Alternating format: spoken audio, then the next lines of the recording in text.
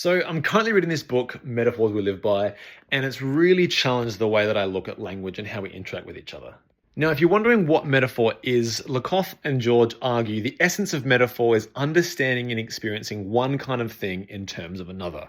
For example, I can say that argument is war. What do you mean by that? Well, I can say, your claims are indefensible, or he attacked every position of my argument, or you should use this strategy next time you're in an argument with him. Stuff like that. The words we used are so entrenched with culture, religion, and other forms of history which kind of affect the way we communicate. For example, I can say good is up and bad is down, or health and well-being is up and sickness and death are down. For example, we laid him down to rest, or his spirits were up. Now, we can understand that all of these metaphors are like direct relations with other real things in life, but there seems to be other factors that contribute to why we use the words that we use. But what's quite challenging, that Lakoff argues, is that in actuality, we feel that no metaphor can ever be comprehended or adequately represented independently of its experiential bias. What does that mean? When I say more is up or happiness is up,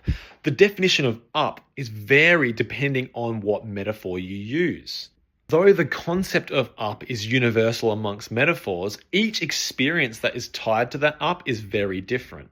Like if I said I'm finishing up, that has nothing to do with saying my spirits are raising or I'm feeling quite up to it today. They're different types of ups despite being the same up, which entails that language is so ambiguous and effective, natural and efficient communication can be quite challenging.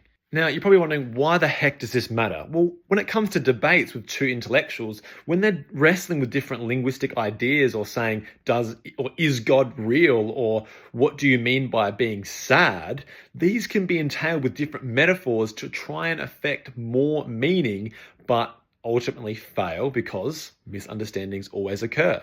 This then leads to the idea that the speaker is solely responsible for how the listener can comprehend exactly what you're trying to say.